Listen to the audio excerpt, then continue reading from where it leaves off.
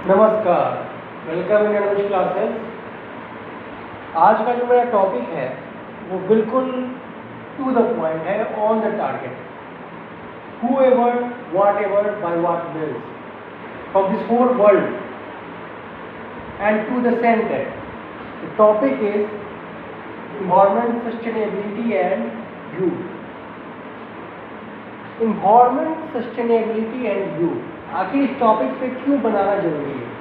Lecture video कोई कुछ भी कहेगा, इन्वायरमेंट ये होता है, वो होता है, साइंस का चीज़ है, क्या करना है। सस्टेनेबिलिटी तो जैसे कुछ मतलब ही नहीं है। और हम और आप तो भाई अपने सोशल लाइफ में इतना बिजी हैं कि हम लोग कोई मतलब ही नहीं।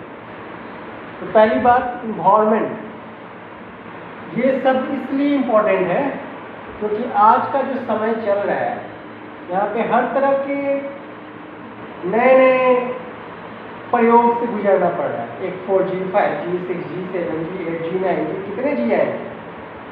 और वहाँ पे इन्वायरमेंट है। ठीक है, अडेप्टेबिलिटी भी कोई चीज़ होती है, आप अडेप्ट कर लोगे, आप खुद को अडेप्ट कर लोगे, बट कितने लोग अडेप्ट कर पाएंगे। हम जब बात करते हैं पॉपुलेशन की, एक कंट्री की, तो आप पूरी दुनिया के लोग आते हैं, पूरी दुनिया से लोग आते हैं। पूरे दुनिया के लोगों के पास अपना हक है, अपना वजूद है, कुछ बोलने का, कुछ करने का, और वो इस धरती पे जी रहे हैं। अब यहाँ पे कोई बोले कि हम तो मार्स पे जाकर सेटल हो जाएंगे, हम तो मार्स पे जाकर रह लेंगे, तो मार्स पर जाकर रहना आप एक काल्पनिक बात कर रहे हो, असलियत में नहीं कर रहे। असलियत ये नहीं है कि आप मार्स पे जाकर रह लोगे, रहोगे इसी धरती पे। और अब इस धरती पे रहने की क्या कंडीशन है, ये जानना जरूरी हो गया। आप अगर इस धरती पे हो तो आपके साथ कुछ कंडीशंस हैं, और उस कंडीशंस को पूरा कीजिए। यहीं पर ये टॉपिक आती है, एनवायरमेंट, सस्टेनेबिलिटी एंड यूथ। आप सस्टेन हो पा रहे हो कि आप फ्यूचर रिसोर्स के साथ कॉम्पैटिबिलिटी बना पा रहे हो कि आपकी सोच और आपके आने वाले जनरेशन की सोच दोनों के लिए पर्याप्त रिसोर्स है। आपकी सोच कहाँ तक जा रही है, कितनी लोहाग्रस्त है आपकी सोच, आपकी कैसी सोच है। क्या पैसों से दुनिया खरीद लोगे कि रिसोर्सेज तुम अपने आप बनाते चले जाओगे, अपने चंद लोगों के लिए बहुत सारे रिसोर्सेज बनाते चले जाओगे। कुछ कंट्रीज हैं जो कि बहुत सारे रिसोर्सेज चंद लोगों के लिए बना के रखे हैं। कितने सस्टेन कर पाएंगे वो, कितना सस्टेन कर पाएंगे वो, कहाँ गई sustainability. This is the question given to a person and this is a question given to the authority both.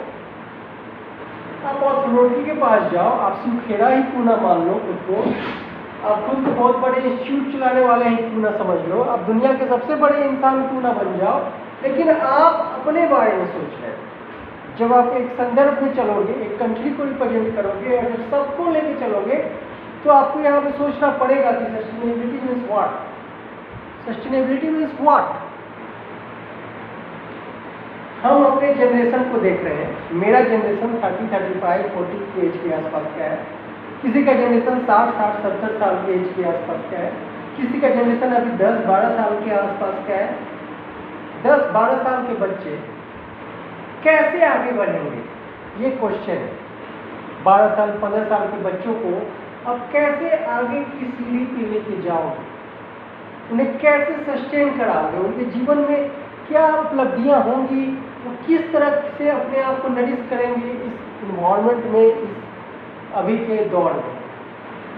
नेतागिरी करके आप बच्चों का भविष्य बना देंगे, क्या करेंगे, कैसे उनको पढ़ाएंगे लिखाएंगे, उनको सारी बातें समझाएंगे, उनको जमीनी हकीकत से लेकर दुनिया की सारी हकीकत बताएंगे, और फिर कहेंगे कि तुम भी अपना एक रोजगार, अपना एक दुनिया इसमें बनाओ और अपने लिए जगह बनाओ, ताकि तुम यहाँ सस्टेन कर सको, ताकि तुम यहाँ रह सको, ताकि तुम अपने आप को प्रूफ कर सको कि तुम भी दुनिया में एक अंग हो और दुनिया के लिए कुछ करते हो। तो ये सोच क्यों नहीं विकसित हो पा रही, जो जनरेशन है वो जनरेशन गैप क्यों हो रहा है। अब डिजिटल एरा में आ गए, ठीक है, अच्छी बात है।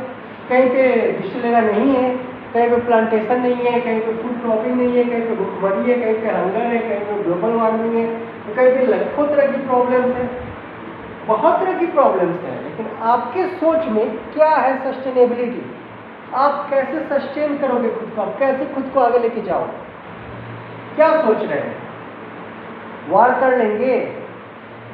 वार करना ही सॉल्यूशन है? ठीक है, अर्बनाइजेशन करेंगे, बड़े बड़े फ्लैट बना के लोगों को बसा लेंगे, कितनों को बसा पाए? बड़े बड़े फ्लैट तो बन गए, दिखता ही नहीं है। क्यों? क्योंकि पैसे का खेल हो जाता है, सब एक दूसरे से माराकाटी करने लगते हैं। पैसे का खेल है, पैसे का खेल है भाई, लाखों करोड़ों की संपत्ति है, किसी एक को मिलेगी। कहाँ सबको मिली? क्या वेलफेयर सोसाइटी हुआ? किताबों में कहने वाली बातें हो गई है। तो वेलफेयर सोसाइटी बनेगा, सबको रूम दे देंगे, सबको रहने के लिए दे देंगे, सबके ऊपर छत, कपड़ा और मकान, रोटी सब मिल जाएगा उसको, कोई दिक्कत ही नहीं है। फिर तो जो किताबों की भाषा है वो असलियत में होती तो कोई दिक्कत थी क्या? मुझे नहीं लगता कभी कोई दिक्कत आएगी अगर किताबों की बातें असली में मान ली जाए तो। वेलफेयर स्टेट बन जाएगा ना वहाँ पे, वेलफेयर स्टेट। बात है सस्टेनेबिलिटी की, और आप वेलफेयर स्टेट बोलते हैं, करते नहीं है। करने में और बोलने में बड़ा फर्क है। अंदर से आप कुछ और है, बाहर से आप कुछ और है। तो आपकी सोच क्या है? जो अथॉरिटी है उसकी सोच क्या है? यहाँ कितना सस्टेनेबिलिटी समझ रहा है और किस तरह से सस्टेन कर रहा है, उसके अंदर क्या सोच है? आज birth rate, death rate, mortality rate, immortality rate, mentality rate, ये जो रेट्स हैं ये किस लेवल में आगे बढ़ रहे हैं? डॉक्टर बन रहे हैं तो आपको समझ जाओ कि डॉक्टर का ऐसा ऐसा अनुमान आ रहा है कि कुछ सोच ही नहीं सकते। कोई डॉक्टर कह रहा है 40-50 साल के बाद अब कोई जीवित नहीं रहेगा। क्या मतलब है? 40 साल 50 साल के बाद जीवन ही नहीं है। और पहले के लोग 70, 80, 90 साल, 100 साल, 150 साल तक जीते थे। आज भी जिएंगे, आज भी कुछ लोग हैं जो कि उस चीज को तोड़ेंगे, उस मिथ को तोड़ेंगे। और डॉक्टर को समझना चाहिए कि उनमें कमियां कहाँ आ गई, कि वो अपने आप को, अपने नेक्स्ट जनरेशन को आगे लेके नहीं जा पा रहे। दवाइयाँ ही दवाइयाँ खिलाओगे तो कहाँ से आगे लेके जाओगे? कुछ और भी बातें समझो, बॉडी फिजिक्स को समझो, जो डार्विन कहता है उसको समझो, सर्वाइवल फॉर फिटेस्ट को समझो, फिजिकल वर्क को समझो। मेंटल वर्क दे दे के आगे बढ़ने से कुछ नहीं रखा हुआ है। पेट आगे निकल जाएगा, शरीर लिथार्ज हो जाएगा, तो लिथार्जी में पड़ जाओगे। लिथार्जी के दवाई खाओगे और उसका लिथार्जी की जिंदगी जियोगे, कोई खास उपलब्धि नहीं ले पाओगे। वो सब लाइफ सही लाइफ नहीं है। घोड़े की रेस वो लाइफ सही है। घोड़ा जैसा बनो, घोड़ा जैसा बनोगे तो घोड़ा जैसा करोगे, और कर्मठ बनो। लिथार्जी करके और हेकड़ियाँ फाड़ने वाले लोग आजकल दुनिया में नहीं टिकते हैं। जो हेकड़ी फाड़ते हैं और लिथार्जी में अटके हुए हैं, वैसे लोग की दुनिया नहीं है। ठीक है, इसलिए अपने अंदर ये बात लाइए कि आप सस्टेनेबिलिटी कैसे लाएंगे और किस एज ग्रुप में आप कहाँ तक सस्टेन कर पाएंगे। मेरे ख्याल से 50 तक तो आपको हर हाल में सॉलिड रहना पड़ेगा, उसका कोई विकल्प ही नहीं है। और 50 तक आप सॉलिड है और आपको फिर 70-80 तक जाना होगा, तब जाके सस्टेनेबिलिटी को आप रिफॉर्म कर पाओगे। 70-80 तक आपको वार करते रहना होगा, तो निरंतर आपको प्रयास करते रहना होगा। कभी ये नहीं समझना होगा कि आप बूढ़े हो। 80-90 तक जाओ, वहाँ पे जाओ तो समझो कि तुम्हारा शरीर थोड़ा काँप रहा है। 90 की एज में जाओ तब समझो कि तुम्हारा शरीर काँप रहा है, इससे पहले कोई मरम्मत नहीं है। तो इस वीडियो में इतना ही। ये मेरा कॉन्सेप्ट है बताने का, सस्टेनेबिलिटी क्या होता है, मतलब सस्टेन कैसे करें, फ्यूचर को कैसे सिक्योर करें, उसी पर ये वीडियो था। जहाँ पे ह्यूमनो भी बहुत सारी मीटिंग्स कर रहा है और दिन रात यही सब चल रहा है कि कैसे देश सस्टेन कर पाए, कैसे ये सस्टेनेबिलिटी हो पाए, कैसे फ्यूचर जनरेशन को रिसोर्स के साथ कॉम्पैक्टिबिलिटी बना के आगे बढ़े। तो ये सब सोच बनी है, अच्छी बात है।